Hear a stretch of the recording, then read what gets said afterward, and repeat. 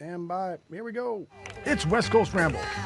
We've got surf music legend Dean Torrence from Jan and Dean, and our old pal Deke Dickerson will be sharing some pickin' and some tall tales. And we've got Jimbo Wallace in the sandbox with your host Big Sandy, Pope Paul, and me, Tom. It's West Coast Ramble.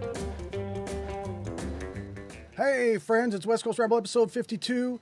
And we got a big show for you. We've got Dean Torrence. Well, I'm going to let Paul tell you that because that's Paul's job to tell us who's on the show. Paul, you ready? Go with 3, 2, 1. Paul. Hey guys, welcome to another show of West Coast Ramble. Well, we're really excited. We're going to have Dean Torrence. We're going to have a really cool interview that we're going to show a little bit here and there. And also we have Deke Dickerson joining us in just a little bit. But we're going to have a really awesome guest in the sandbox. Tell them all about it. Hey, Big Sandy. Oh, yeah, we're going to have from the Reverend Horton Heat, Mr. Jimbo Wallace will be talking to us, talking about life, love, and the pursuit of happiness. Huh? I don't know. That's good. All right. Well, friends, hey, look, we got greetings from Ventura already, and we've got, how many people? We got 50 people watching the show. That's pretty good for just being on for like a minute. And here's one who isn't watching it. I can't get it. Oh, is that one guy can't get it? All right, friends, we got a lot of stuff to get through. This is you might think that we're just having fun here, but this is really hard work. Yeah, but it's kind of fun work. So let's hear what was going to go on. Let's see. I had to talk about Stellar Shows. Why don't I just go ahead and play that right now? Our friends over there at Stellar Shows are doing a show tomorrow, Sunday at 2 p.m., a matinee. And it's a tribute to Graham Parsons. And they do this show every week. If you haven't checked it out, please check it out. Stellar Shows. And here's the promo. You can watch this, and it tells you where to go for this. 2 p.m. Tomorrow, Stellar Shows, tribute to Graham Parsons. Take a look at this.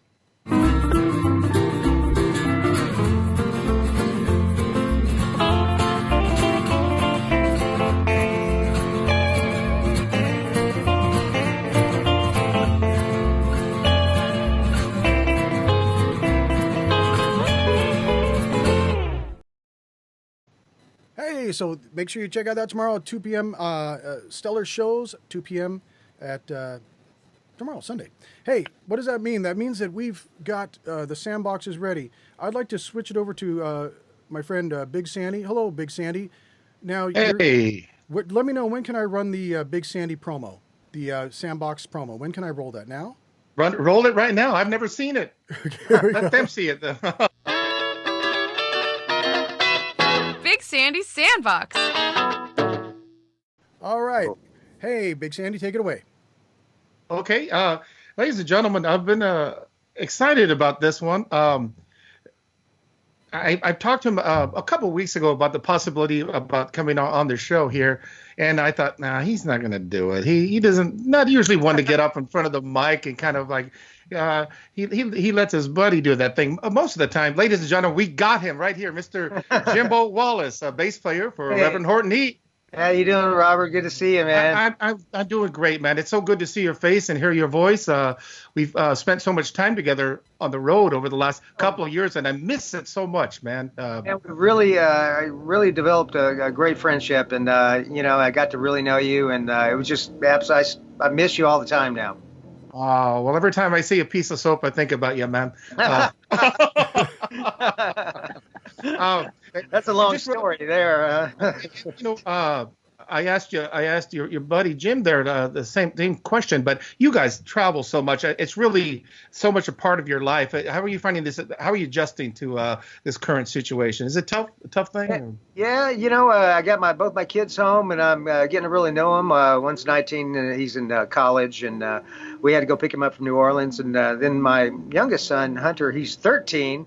So, half the time they spend with an open refrigerator door trying to decide what they're going to eat. And I tell them, just figure out what you're going to eat before you hold the door open. So 10 minutes, they're looking in the fridge. So, it's crazy. That's what you used to say to me on the bus, Jim. Uh-huh. And I do a lot of laundry, too. So yeah. I noticed you've been filling a lot of your time doing the stage it shows. You've been doing quite a bit of that.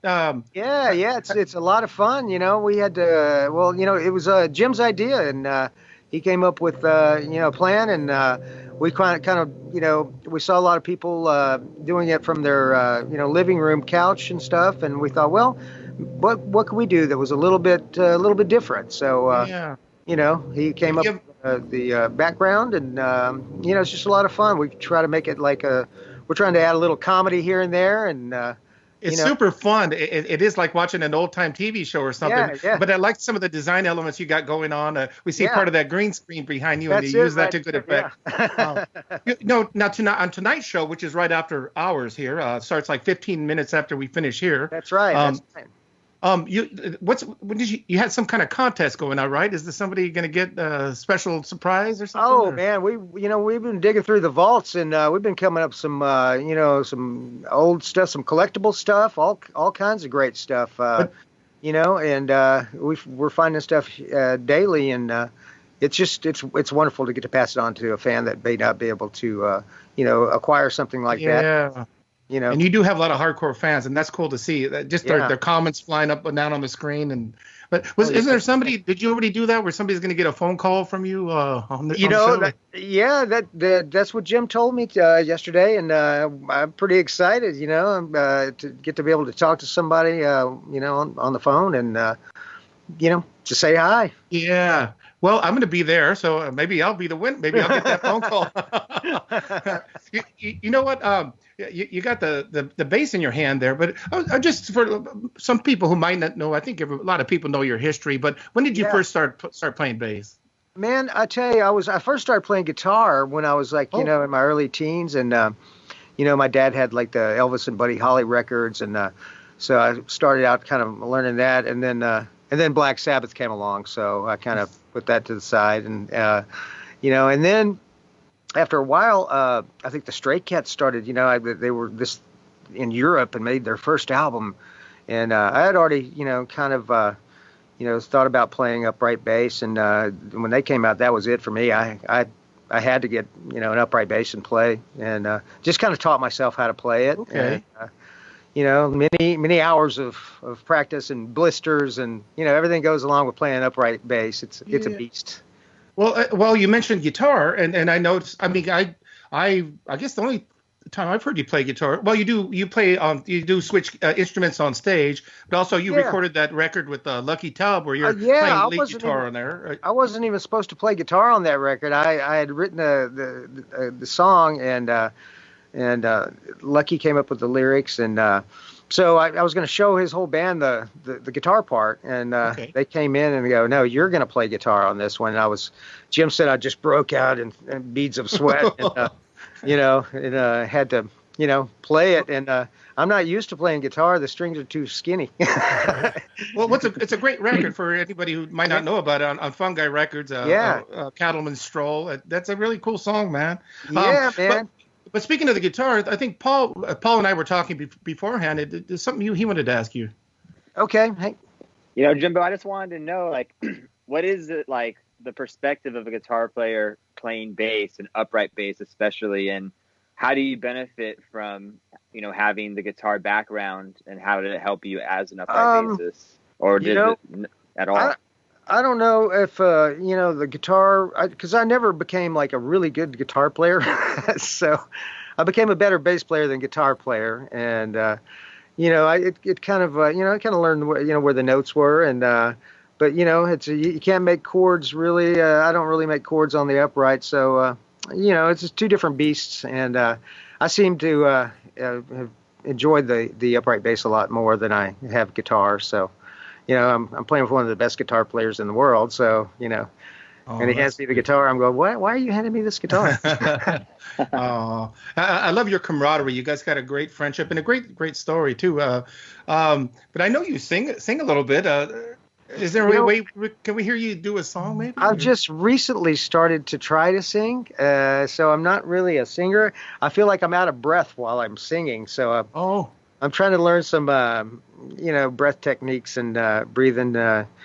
Jim's kind of helping me with that. And, I got a song that we can play for you. I just recently learned this song, and then I learned the words, and hopefully I can remember all the words. And you're just going to play it on your own there? Or what?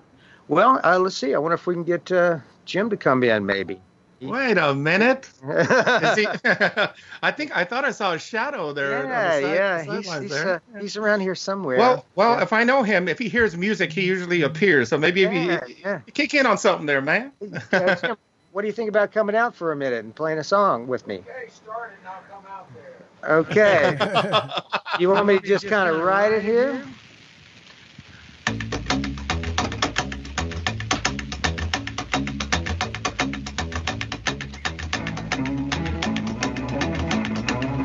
Ooh, I got a gal with a record machine. When it comes to rockin', she's a queen. We like to dance on a Saturday night, all alone where I could hold her tight. But she lives on the 20th floor of town. The elevator's broken down, so I walk 1, 2, flight 3, flight 4, 5, 6, 7, flight 8, flight more. Get to the 12th, I'm starting to drag. 15th floor, I'm ready to sag. Get to the top, I'm too tired to rock. Well, she called me up on the telephone, said, come over, honey, I'm all alone. I said, baby, you're mighty sweet, but I'm in bed with an aching feet. This went on for a couple of days, but I couldn't stay away. So I walked 1, 2, flight 3, flight 4, 5, 6, 7, flight 8, flight more. Get to the 12th, I'm starting to drag. 15th floor, I'm ready to sag. Get to the top, I'm too tired to rock.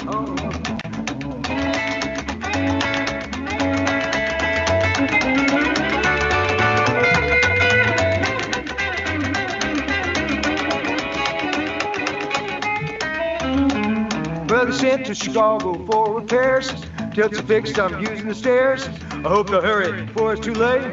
I love my baby too much to wait. All this climbing is getting me down. If I'm a corpse draped over a rail, so I climb 1, 2, flight 3, flight 4, 5, 6, 7, flight 8, flight more. Get to the 12th, I'm starting to drag. 15th floor, I'm ready to sag. Get to the top, I'm too tired to rock. Yeah. That's fantastic, man. Wow. How do you like my Yeah. backing band? Hey, Jim. Stick your head back in there, man. Get on in the picture here. All right. All right. So, and some people were looking at the comments as they're coming in here on all of our separate pages. So people are asking exactly what time you start. It's in about an hour, right? Yeah. We're going to go on at 10:15 Central Time. Okay. Central Time, and that's Central Time. stageit.com. Stageit.com, and we got a pretty good show, brand new show tonight. So anyway, it's going to be pretty exciting. And if you feel like it, come on by after West Coast Ramble. Okay, and I tell you, I'm still looking at the comments, and Matt Deal from Missouri said to say hi to Jimbo there. Oh, great! Hey, there you go. Hi back. Hey, Matt. All right, man. Awesome. Well, thanks for stopping by. I know you got to set up for your show there. And Yeah, like I said, thank it's so you. good to see you, to see that beautiful smiling face and to hear you sing like that. And thanks, Jim. We do appreciate that from both Thank of you. you. I love you guys. I miss you. We'll see you on stage in Love an you, hour. Jimbo. All right, we'll see you later. All right. Bye. All right. Thank you, Mr. Big Sandy, for that sandbox. Oh, that was awesome. That was great. Like, he was. I liked how he added the echo in there. It was like really well produced rock and All right. roll. Oh, is he still there? Okay. Yeah, I'm here. Okay. No, we're 1 second, Deke. Hey, Deke, hold on a second. We're going to get to you in a minute. I got something I got to, but watch this. I'm going to talk about a guitar album that I'm sure you have. Hold on a second. This is, friends, this is the part where I do Tom's guitar picks. Yes, I get a minute to talk about a album that I like, and here is the promo. It's time for Tom's Guitar Picks. Child, at 14, I went ahead and got this record from my friend Kenny Solheim, and it was Play Walk Don't Run with the Ventures. What was it called? You probably had this, Deke. It was like a Ventures record, and it had like the tabs on it, showed you how to play the song. Oh, yeah. Play guitar with the Ventures. Yeah, Play Guitar with the Ventures. So anyways, I got this thing and I learned Walk Don't Run, and I thought like I thought it was like an incredible guitar player because I could do it's basically just a scale on the song. But anyway, so what I thought was cool about it, let's see, here's the cover to the album. That's what it was. Play Guitar with the Ventures, which was awesome because then I thought and this is what it looked like inside. They had all this. And then the part that was cool is I thought, awesome, now that I can play a song, I could be in a band and I could look like the Ventures like this. And once I was in the Ventures or in a band like that, I could get a girl like this that was like on the album cover. So I don't know if you guys ever, I don't know why you guys got into a band, but that was kind of my whole situation, and it kind of worked. So, anyways, and I never even played a part of. So it did work. I found my wife from playing music, and now she wants me to stop playing music all the time. I know it's weird for me. I don't know what it's like for you guys. But Your wife tries to get me to stop as well. Yes, my wife she tries to get you to stop playing music. No, playing music, yeah. Hey, that's enough there, mister. All right. Anyways, if you notice, we did bring in. That's enough of my diatribe on guitaring. But we did bring in this guy, Deke Dickerson, and here's the reason why.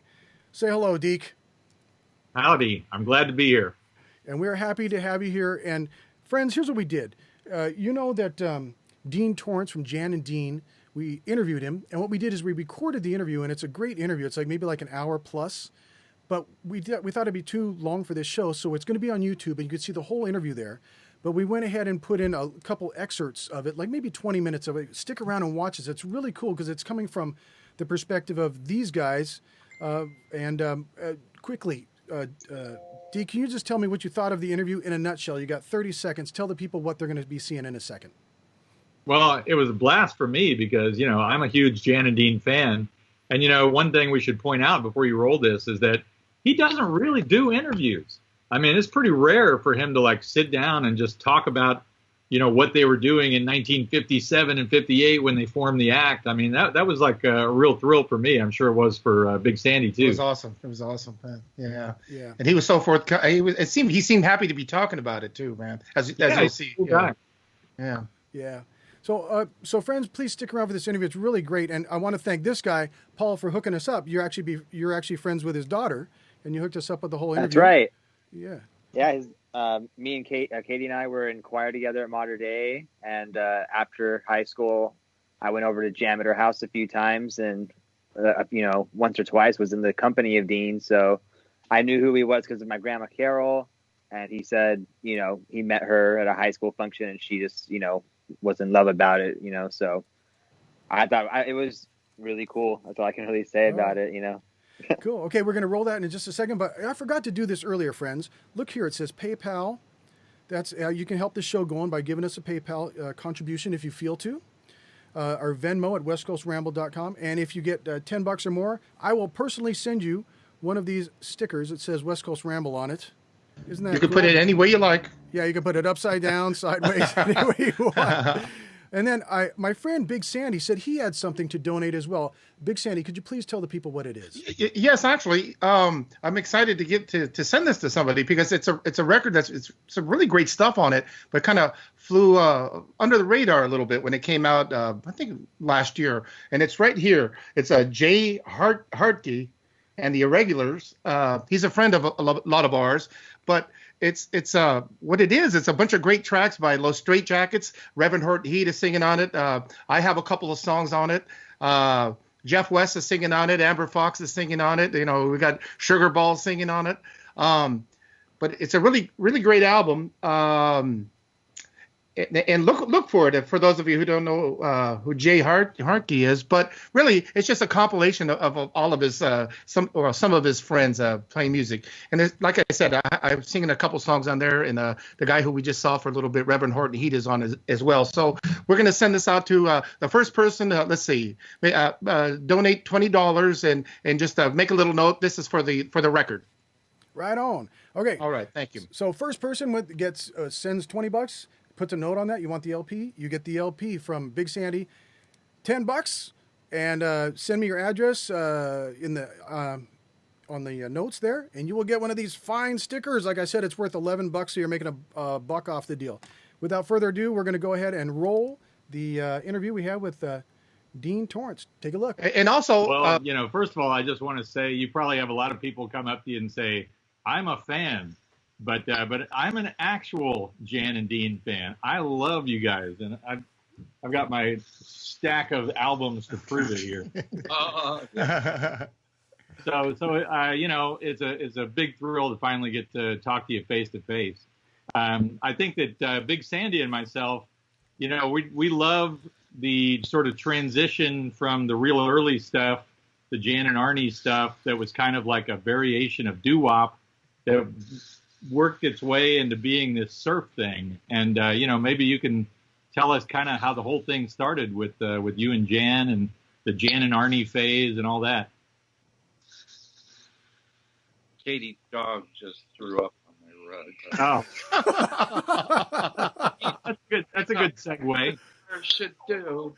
That's a good song title too. Yeah. That's probably a perfect Jan and Dean, I would say, event that we would normally write a song to would be, some dog throw up or something. You're probably right. We like to find humor in most everything that we did.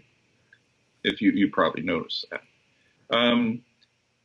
We started out as a doo-wop band. Matter of fact, I met a couple of years ago. I met Dion of Dion and the Belmonts.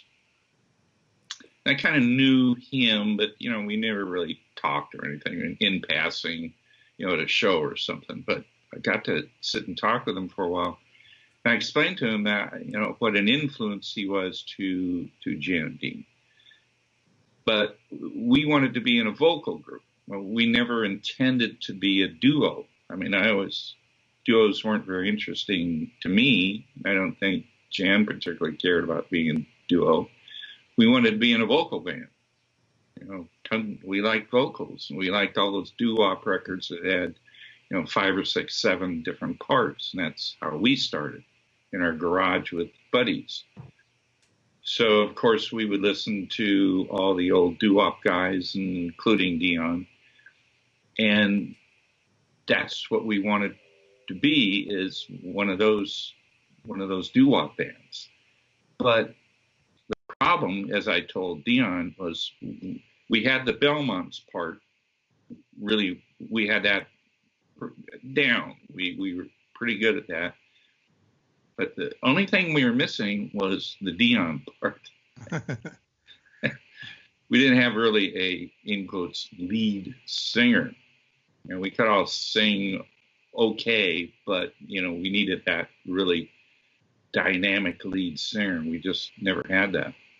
So I don't know how the heck what happened, I guess early on, was everybody in the boy band got, distracted, got girlfriends and cars that they wanted to work on. And all of a sudden we realized there was just 2 of us left. We didn't want to be a duo, God. But so we were kind of forced to be a duo. So that was would have been like the Barons? Is that like one of the little groupings you had there? Yeah, that was kind of a social club that kind of turned into maybe almost like a car club. I mean, I've read and I've heard you in interviews talk about how many records you guys would listen to. I would imagine after school you'd all get together. But I know records were a big part of your learning experience, just absorbing all these doo-wop records. Did you guys ever get a chance to see any of the local, the LA doo-wop groups or any of the local acts at all in person? No, we just, they weren't playing any place that we were familiar with. Yeah. Our parents probably wouldn't have let us. Okay. Jan had an IQ of 180, 190, in that range. He was really brilliant. And he figured out, again, this is high school, he figured out that in print shop he could make a letterhead, and that he was trying to figure out a way to get records for free, even though he could afford them. But this whole conning somebody was a lot more fun. So he made up a letterhead that said he was the owner of K-Jan radio station, the voice of Bel Air. So it's K-Jan radio station. And he made up this pretty fancy letterhead, printed it up in high school print shop, and then went to the phone book, I guess, and found all the addresses for all the all the record companies that exist in L.A. And he typed up this little letter introducing himself and explaining that they broadcasted out of Bel Air and that there were 5 disc jockeys, so he needed 5 copies, every single. And as you said, after school, we would jump in our cars and drive up to Jan's house as quickly as we could, see the mail. There were hundreds and hundreds of records showing up a day.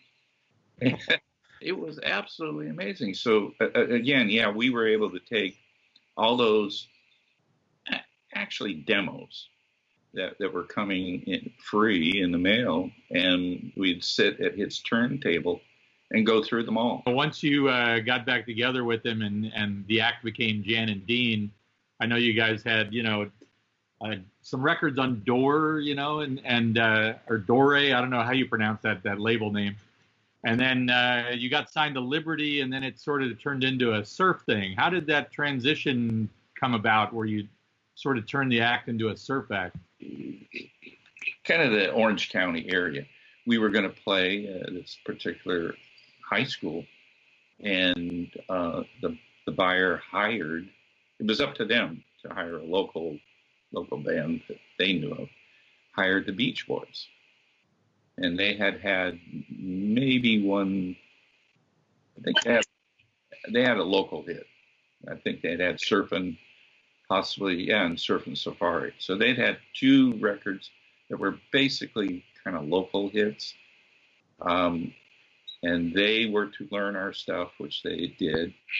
And then, so we did this show together. And of course, we had to kind of rehearse, get there early and rehearse, make sure, we were all on the same page, all that. So we sat around in this dressing room, rehearsed, and we said, this feels like the old Barron's band, and that he had all sorts of vocalists. They were all obviously really good vocalists. And we went, here's our vocal band. This is exactly what we wanted to be, was with 5 guys, 5 or 6, that all could sing vocals. And it was absolute magic. So we went out, they did their set, and then we were introduced. We came out, we did our doo-wop songs mostly. We did our last song, and we said, we waved at everybody and said thank you, and went down the stairs to go back to the dressing room. The buyer, producer of the show, is standing at the end of the stairs, and he's looking at his watch, and he's going, hey, you're like 8 minutes short here. You need to go back up there and give me that last 8 minutes, or whatever it was. Wasn't very much. Well, we didn't rehearse anything else. And he said, well, I don't care, just do something. So, okay. We trot back up stage and tell Brian, hey, sorry, man, we got to at least do 2 more songs because the buyer wants that. And Brian said, okay. He said, well, we'll do Linda again and whatever. We said, no, we just did that. That doesn't make any sense. And so we said, why don't we do your 2 hits? We know Surfin' and we know Surfin' Safari.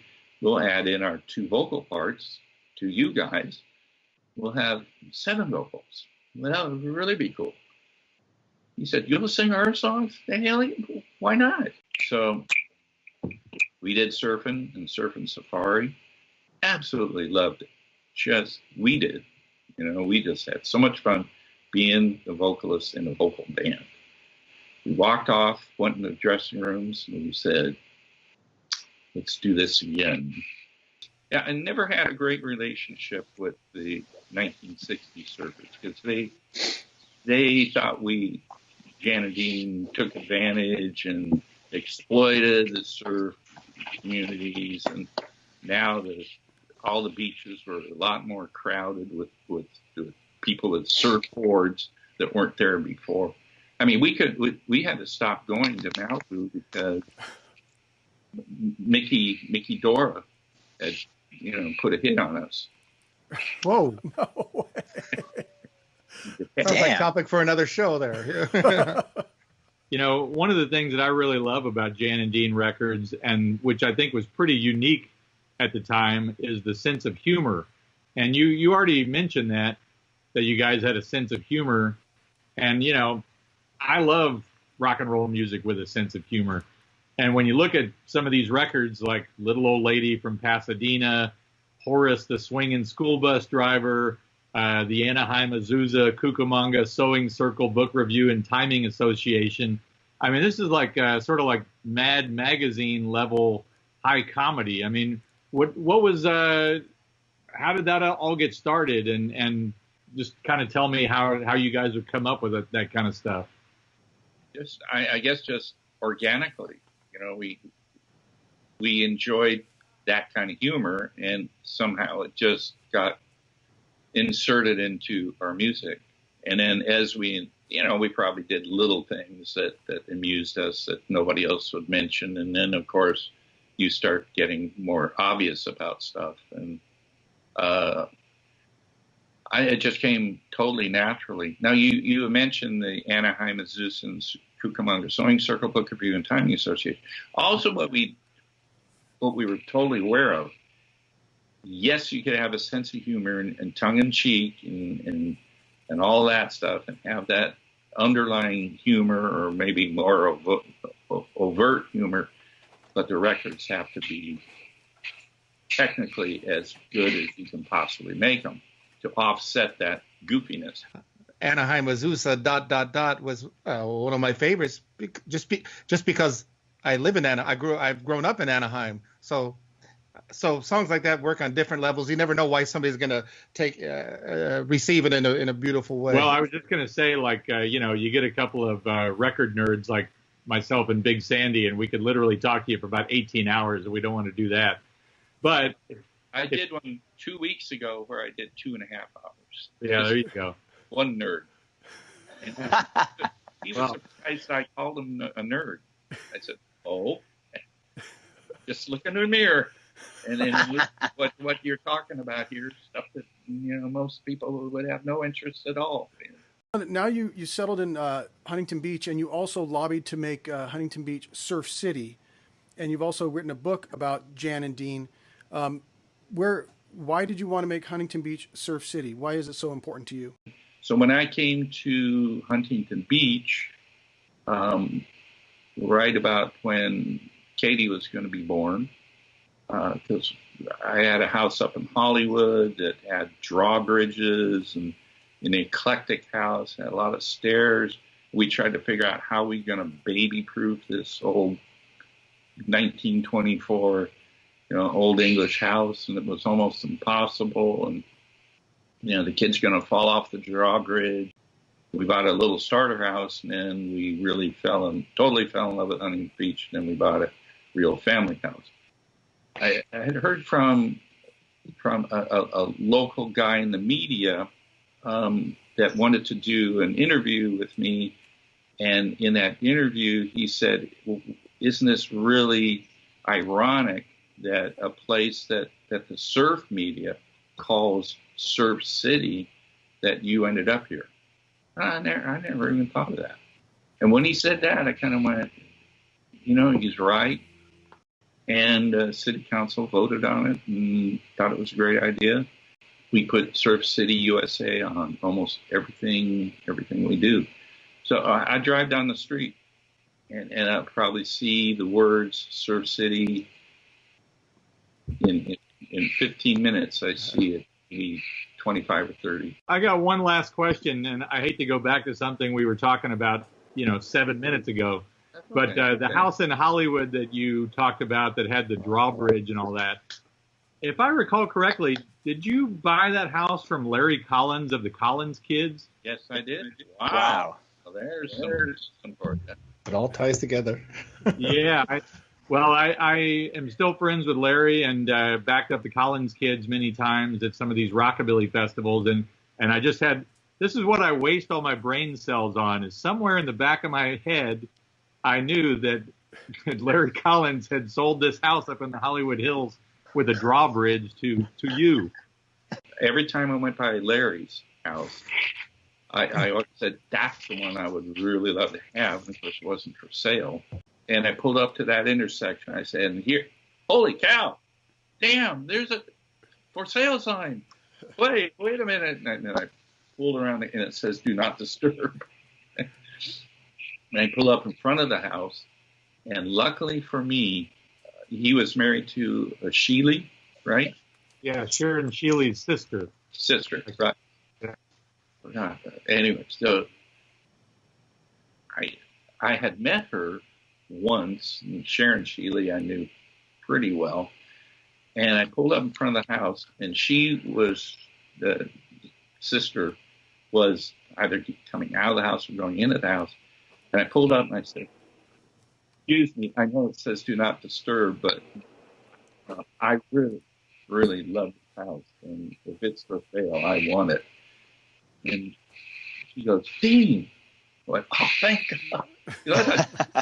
I was going to be pissed off. Can't you read the sign, buddy? You know, and I don't want to talk to people off the street. And she said, Dean, the sign had gone up that morning, and they'd already got like five calls. And I said, well, yeah, can you put me in front of the line? She said, sure. That's how I got the house. I still own it.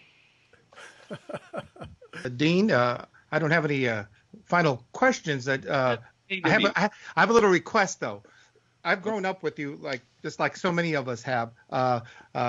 Starting with like I mentioned, breaking into the neighbor's house to listen to your records, and later, I used to go with my parents. One of the bands they used to go see Papa Do Run, and I remember you sitting in with them, back in the '70s. But my parents met at a teen dance at the Pike in Long Beach in the early '60s. So they came up during that era when you guys were happening. My request is if you can just say hi, Angel. Well, of course, hi, Angel. Why is that who? Your mom? That's my mother. Yeah. Your dad. Yeah. Okay. Well, Angel. Okay, first. Well. And we think she was so excited when I told her that I was going to be interviewing you. You know, she's like, "Oh my God!" Well, she told me, "I love him." And she said, "Do you know him, Mom?" Because she's met a lot of artists over the years. Do you know him? No, just tell him I said hi, though. Okay, because I probably would have hit on her. Anyway, thank you for that. Thank you. Hey, you're welcome. Yeah, Dean, I just want to say my grandma got to meet you at a Modern Day function that Katie and I were singing at, and it was one of the highlights of her life. She was one of those screaming teenagers when you were coming up. She passed away a few years ago, but I just wanted to tell you thank you again just for brightening her so many years ago. I'll never forget it. Well, I am lucky, very, very, very blessed. I had absolutely great. I put that on my book. What a good time. And don't ever remember. And even Lou Adler, our old manager, and who I'm still very close to, even he said we have, and I used his quote actually. He said, because we were talking about our careers and stuff, and he said, we really did have a good time, didn't we? And I said, yes, we did. That's a good way to wrap up this interview. Dean, I want to thank you very much for spending the time with us and giving us all those stories, and kind of a little bit deeper than probably other interviews, but we're kind of music nerds over here, so I want to thank you for your time. Thank you for a lifetime in music, man. Thank you. Thank you, Dean. I'm honored to be a part of your little group of nerds. It's called West Coast Ramble, but it is just a little group of guys. So thank you very much, Dean. Appreciate it. Keep rambling. Thanks, you, man. Dean. Thanks, Dean. Thank you. Bye. Hey, so that was our pre-recorded interview with Dean from Jan and Dean. And hey, that was kind of fun. Maybe we might do one of those again. And if you want to see the whole interview, you can go to YouTube. I'm going to put it up on our YouTube page, and it's like a full hour long, gets into a lot more depth of things. But we want to thank these guys here for doing the interview. Thank you, Big Sandy, for doing that interview. Really nice. And that was fun. Thank you very much, Paul, for... hey, look at the camera, Paul. Sorry. Hey, it's the least I can do. You guys really handled it It was awesome to be a fly on the wall for that conversation. It was great. That was But great. you made it happen, Paul. So He facilitated it. Yeah, Paul made. And this is Deke Dickerson. Thank you very much, Deke, and thank you for being on our show now. Appreciate that, sir. super happy to be here, man. I've known you for a long time and done the West Coast Ramble before all the coronavirus Facebook Live version. Yeah. I'm happy to be here now. Yeah. And you know what? Before we get started with Deke, I forgot to say this, that we go to our Venmo or our PayPal. You can throw us some feria that way if you like to. But my good friend Big Sandy actually dug into his, during the interview, he dug into his closet and he found another album. Is that true, Big Sandy? That is true, but I've changed my mind on that. But first, I'd like to congratulate Tracy DeVoe, is that how you pronounce it, for being the winner of the album we gave away, the J Harkey LP. Thank you so much for that. But we're going to do another giveaway here. We're going to this thing. The thing I did with the Fly Right Boys, Freddie Fender tribute. It's 245s in the pack here. So we'll do the same thing for the first person who would like to donate $20 to the cause, but just put 45 as a little note there, and that'll be cool. All right, but thank you thanks to all of you so much. All right, guys, here we go. Now we got Deke Dickerson. Thank you so much for waiting around, Deke. I know you've been hanging on to your guitar there. We have a question for you from West Coast Ramble. What have you been doing for the last 6 weeks, sir? Well, like a lot of other people, I've just been hunkering down here at the house. And, like a lot of musicians, my calendar has been wiped clear all the way through August now, and probably going to go past there. So just been hanging here at the house. Besides losing all of my unemployment, or besides losing all of my employment, the hardest thing for me is there's no more garage sales or estate sales. So I literally have been walking around in alleys just looking at junk. I mean, I don't even want to take it home, but I just want to look at some, oh, look, there's an old chair with one leg missing. Hey, at least it's something old I can look at. So that's been kind of hard on me, but I've actually been keeping busy because I am trying to finish this book I'm writing about Merle Travis, the famous country guitar player, songwriter, major personality, country music Hall of Fame guy, and I'm getting really, really close. I think I'm within just a few days of getting done with that book. Yeah, I got a dumb question, Deke. Is this the first book you've written, or have you written other books? Forgive me for not knowing. Well, I wrote 2 other books about vintage guitars. One was called Strat in the Attic, and the other one was called Strat in the Attic 2. And both of them were basically just a bunch of stories about finding rare and collectible and historic guitars out in the wild, Yeah. And then I got another personal question because I like guitar, and you did the first Deke's Guitar Geek Festival, I don't know, it was 13 years ago outside of Disneyland. And whatever happened to that? I know you were doing them at the Viva. Do you have any plans to do any more shows like that? It was awesome. So I did 10 of them in conjunction with the NAMM show in Anaheim in January.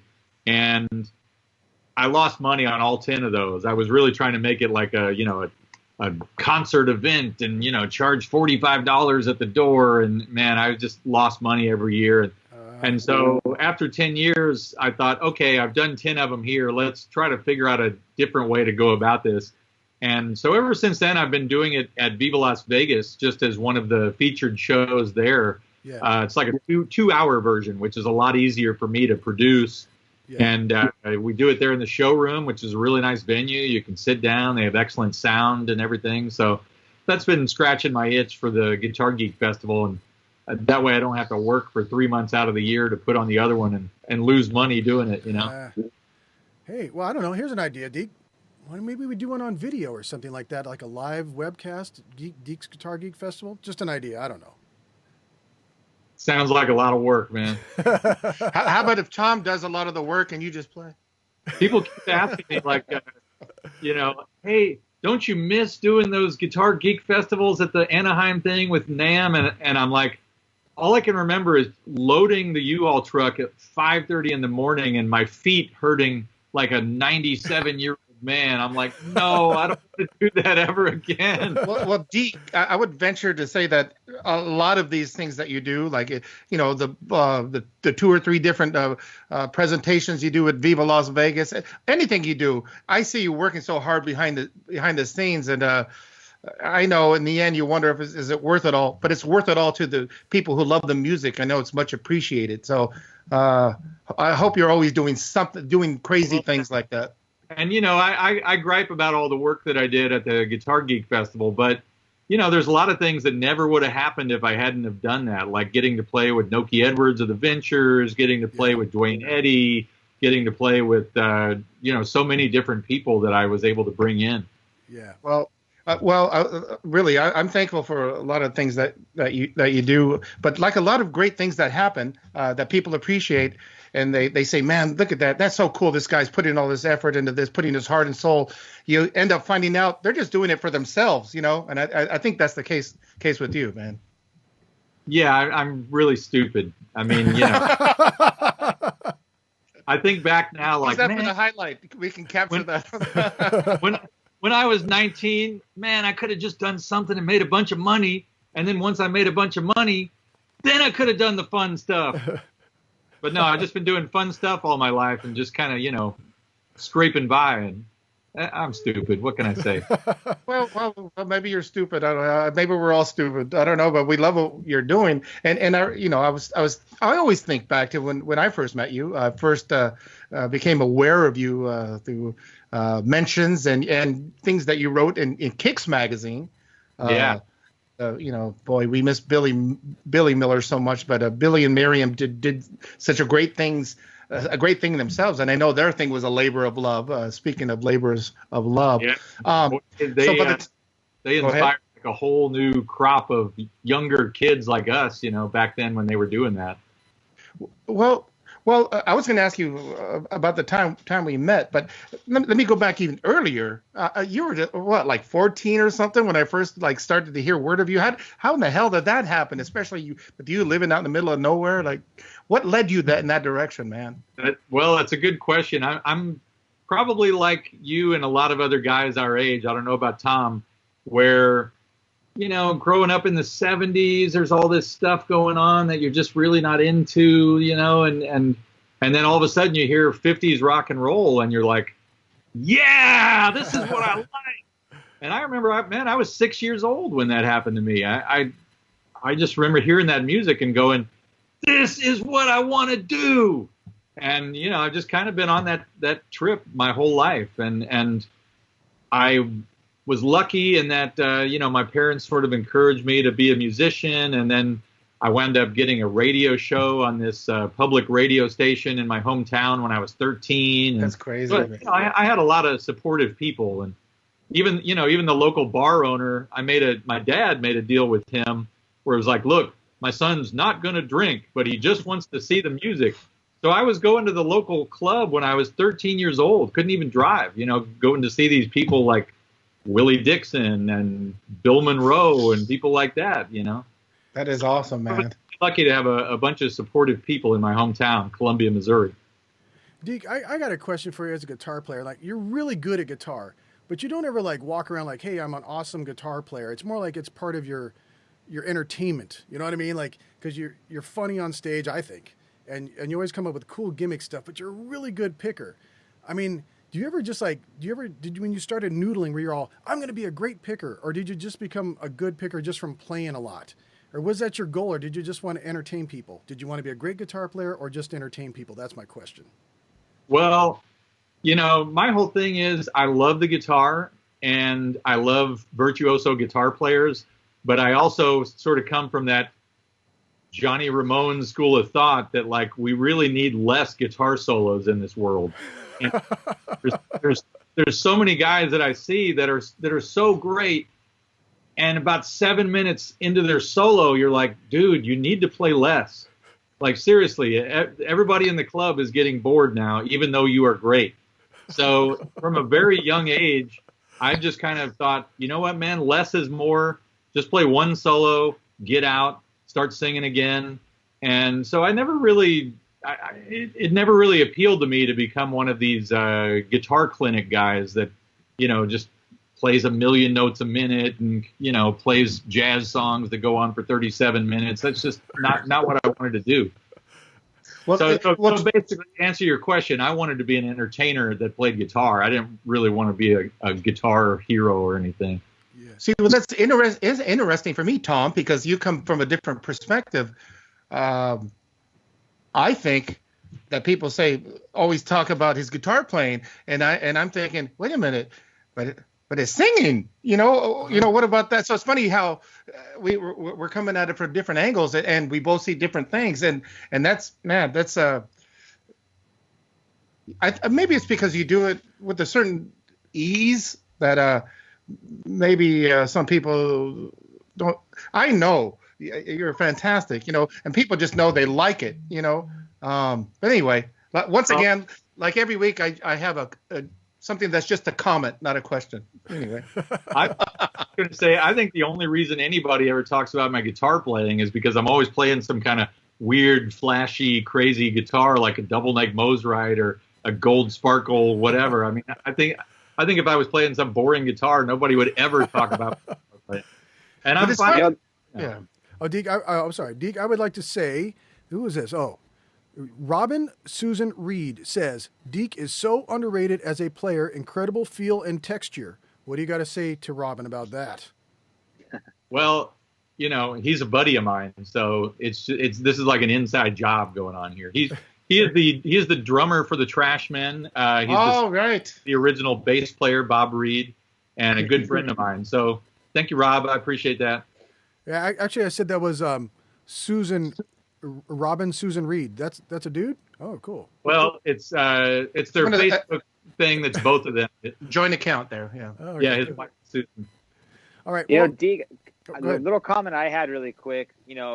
Later on in the interview with Dean, you really talked to Dean about how you love the humor in a lot of their surf songs, and as a fan of you and the Dave and Deke combo, I'm a big fan of the humor you bring, My Hillbilly Gal, all your funny songs, like you're also a master at that. So just wanted to throw that in the mix.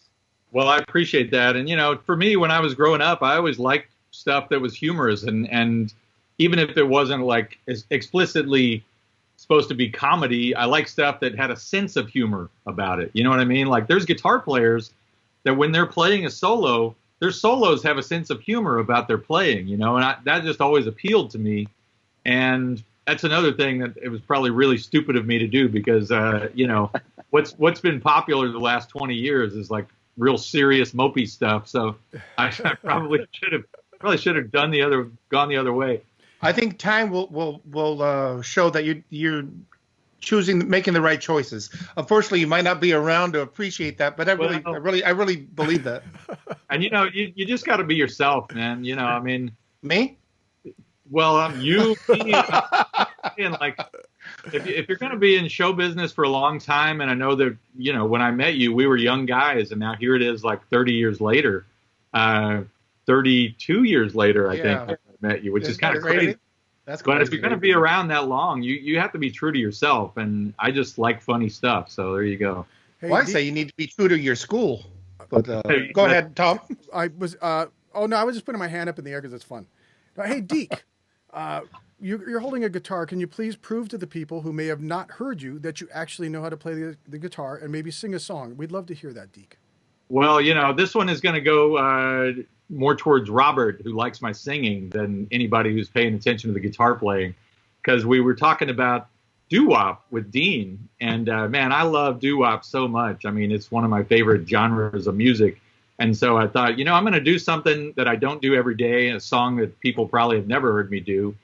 So this is a Coasters version of an old song called Zing Went the Strings of My Heart. Here we go. Smile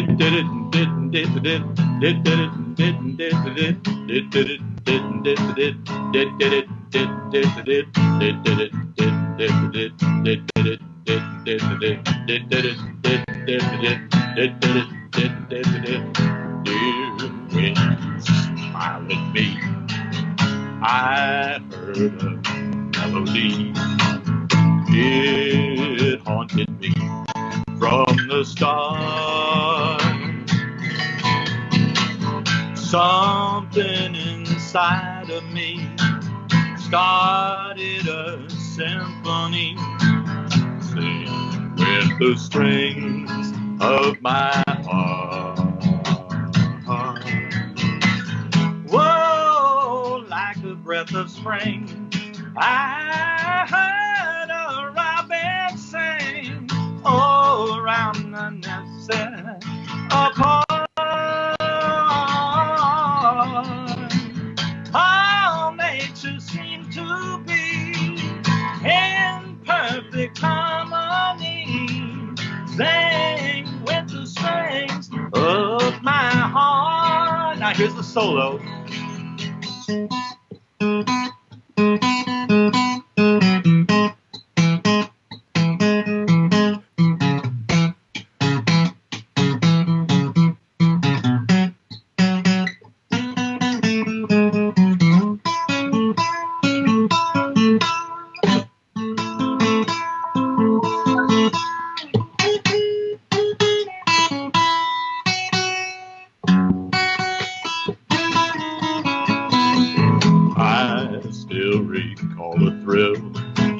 I guess I always will.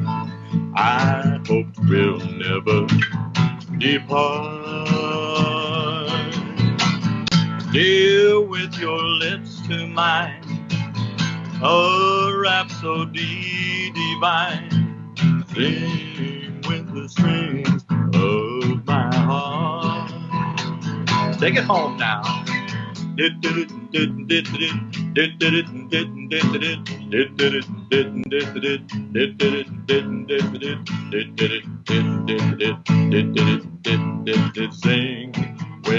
the strings of my heart.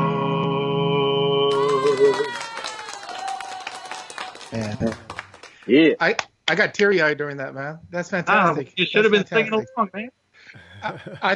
I thought about it. I had muted. Tom told us to now, Paul, Roberto, you need to mute yourselves when we have an artist performing. So I was muted. I almost came in there. I was tempted to, but I was really enjoying it, man. Fantastic. Great job. And, of course, it's a little weird to do a doo-wop song with only one vocal because I had to sing the bass part and the tenor part. Actually, you know how Jan and Dean felt, you know? Actually, someone commented on their parts. Someone commented on that, Deke. They're all, look, he's doing all the parts of the whole song. That's awesome. So you fooled him. But anyways, hey, you know what, friends? We've only got 3 minutes because we got to sign off. And here's Big Sandy. Can you please tell the people where to go once they sign off here at West Coast Ramble, sir? You can go straight to stageit.com. Straight to church. We've been working in tandem with Reverend Horton Heat, with both the Jimbos and their online pursuits. We're all just trying to figure out ways to get the music out, just to keep our minds engaged, and also maybe the donations help a lot. But Jim and Jimbo will be on stageit.com in 15 minutes. Get over there as soon as you can when we're finished, because we don't want you to miss out because it's sold out or something. But they put on a really great show. I know you'll dig it. Okay. All right, friends, before we get going, last comments. Paul, you got anything to say to the people before we go, sir? Well, guys, we're really excited. Next week, we're for sure going to have Cherry Rat joining us. Ooh. And she is an amazing rockabilly singer. She's been nominated for a Rockabilly Female at the Metropolitan Awards. So I'm looking forward to having her on the show. And Becky Lynn Blanca is who's been doing a daily appearance on the internet with her Power Hour. We love her so much. She's a great spirit, great soul. We're going to have her in the Sandbox. And there's another artist that is going to be on that asked that I don't announce it yet. Okay. So I don't know why you're teasing Hey, the Tom. people. Yes, Elvis Presley. What's that? Elvis Presley. Yeah, no, Elvis Presley's jacket or his coat on a hanger there. Hey, you know what? I know we're winding down, but we have to hear another song from Deke, Tom. I don't want to override your authority here. Well, we're going to get in trouble, though, with the Horton Heat. You wanted to fight me last time. Well, you know what? This song is about a minute and a half long. Let's do it. It's a George Jones song, and I was walking through the alleys looking for junk, and this song came on my iPod, and I'm like, this song it's kind of about the virus that's going around, except he's talking about all he needs is someone sweet to love. So that's here we go. I'll send you home with this one.